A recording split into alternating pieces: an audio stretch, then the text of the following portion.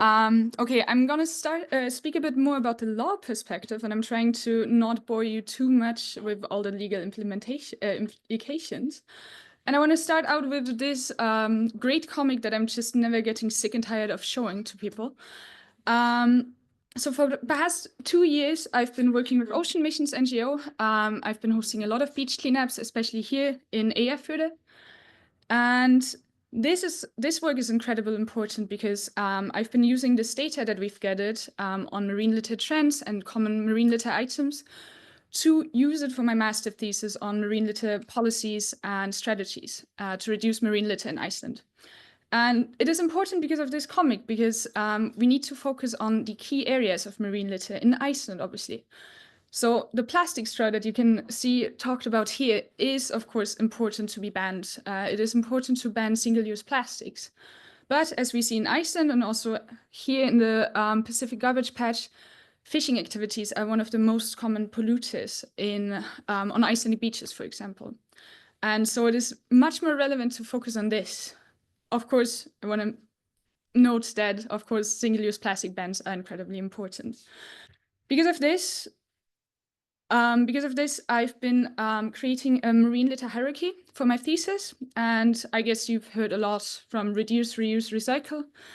And this is actually the most important part, source reduction, where you have the waste hierarchy of reduce, reuse, recycle, recover, and disposal as the main important thing. Because in order to reduce marine litter, we first have to start at the source, which is plastic creation, plastic pollution. The second most important aspect is prevention and mitigation, which means that we want to prevent marine litter from even coming into existence, so entering our marine ecosystem, and we want to mitigate the effects of marine litter. And then when we speak about marine litter, this last important part is removal of litter, which we've been doing as ocean missions. Removing marine litter helps us for the marine litter that already exists to not re-enter into the marine ecosystem, especially as microplastic, because the longer we have marine litter in the marine ecosystem, the higher the possibility for it to break down into tiny plastic pieces, and then we have microplastic. Share the screen. I think that the online participants can't see the screen. Yeah. Sorry for the interruption. Share.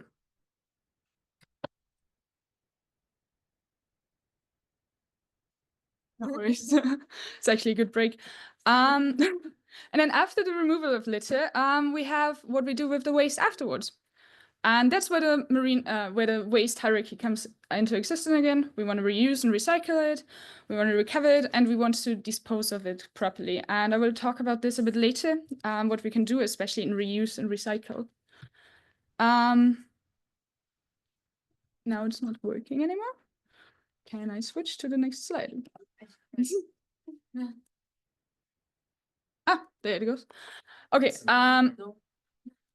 Okay, it is switching on my screen, but it is not switching on your screen. But that's okay, because the next slide is actually about international law, and I guess most of you guys are not that interested in law, maybe.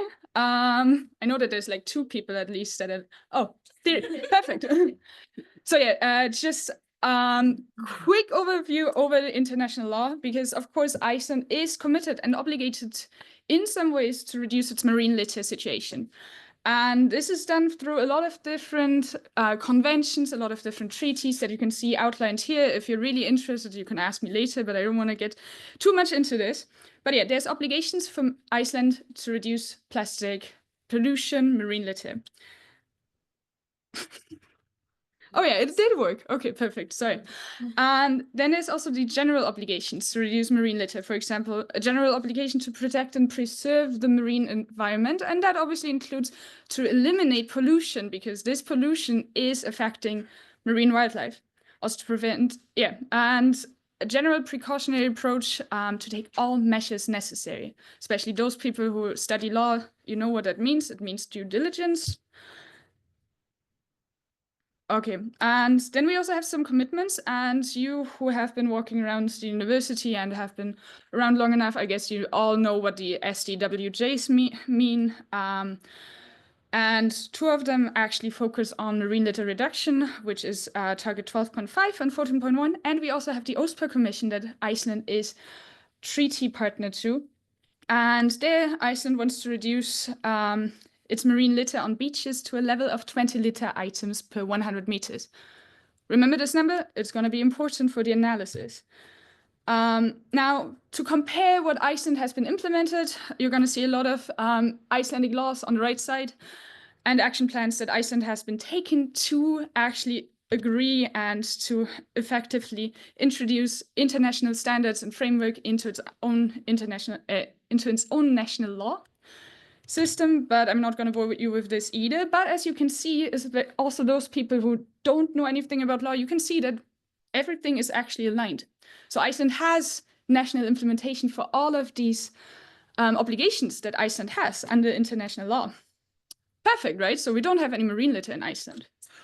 No, actually not. And I was actually myself really surprised about the state of Icelandic beaches. Before I came here, I thought that Iceland is a green country. There's no trash whatsoever. And then I started my first beach cleanup and I just saw this. People who've been traveling around Iceland may have gone to Langanes or to the Arctic Henge. When you drive to the Arctic Henge, on the left side, you see the beautiful ocean with a lot of trash everywhere. And these pictures are actually all taken in Langanes, besides the one on the left, top left, that's in Húsavík. And you can see there's just trash everywhere. And most of this trash is actually related to fishing, to the fishing industry. So yeah, just to quickly give you an overview over the common items, most of it is plastic related, as you can see on the left. It's about 80%. I'm not good at math, so please do it yourself. And you also see that like 16% of it is related to single-use plastics, so which is actually something that is tackled by the EU ban on single-use plastics. And then on the right side, you can see all the common litter items, and you can also see the median count of litter items that you can see on Icelandic beaches, which is about 133 items per 100 meters, which is way more than 20 items.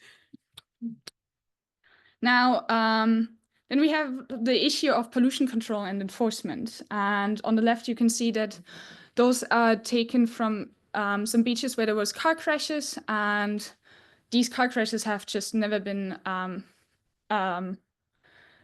cleaned up, besides by us, besides by some wonderful people here who joined me for this beach cleanup.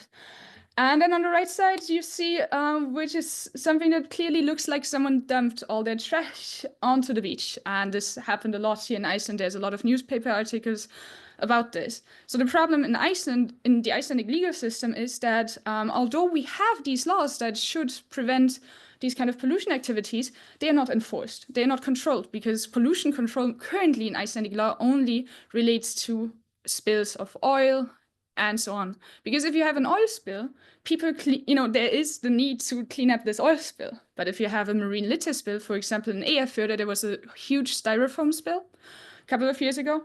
It's just not been cleaned up. And now for a lot of beach cleanups, we've been collecting all these tiny styrofoam pieces, because obviously styrofoam breaks down into smaller pieces. And that is a huge issue in Iceland. Then we have the need for focused approaches in Iceland. And again, I've been talking about Langanes as one of the most heavily polluted places in Iceland. It's also the Westfjords that you can see on the left.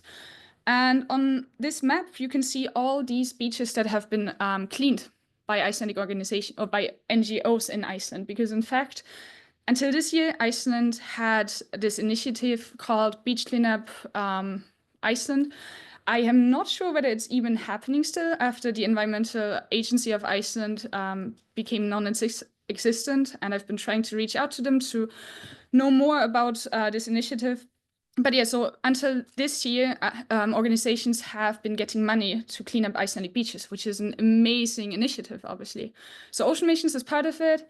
And as you can see, we've been cleaning in Eyjafjörður, which is where all these black dots straight in the center up there are, and then a bit to the right in Húsavík. So Ocean Missions is actually actively participating in this and putting all this data on this website that the Environmental Agency had.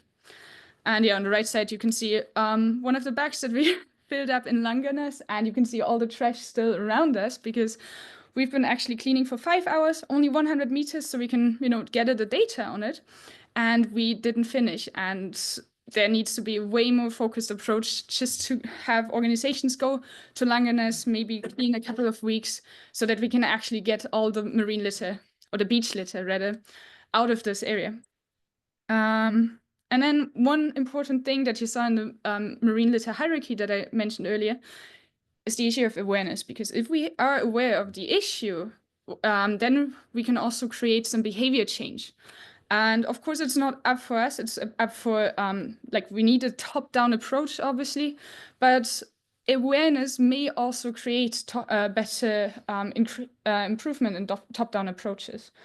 And these awareness raising methods are mostly done by organizations, such as ocean missions. You can see that all on the right. We've been hosting a lot of workshops and events on marine litter. And I want to point out that the Environmental Council of the university and also the Municipal Library of Akureyri have been incredible supporters for these initiatives that we had. We have been able to host a lot of events in the library. We'll in fact host more events this month. And these initiatives need to be supported so we can actually raise awareness also with kids in Iceland. And one main problem that I see in the beach cleanups that I'm hosting is that most of the people who are joining are not Icelandic people. They're mostly students, mostly foreign workers, and the only Icelandic people that have joined so far are either co-workers or friends of mine, and this should definitely change. And then one last thing, why I pointed out this incredible need for data earlier is that we basically have no data on marine litter in Iceland. For my thesis, I basically used the work that I've been doing as a beach cleanup coordinator and cited this work because all of this is are the only areas where there's published data on it. And actually, some of the data is also not really up to date and not really focused because some of these researchers have only been focusing on certain waste types. And for example, PAIM in its marine litter report has been citing master's students, and this is something that should definitely change, and it's something that is luckily changing through the EU Arctic Iceberg project because they are doing incredible work at making sure that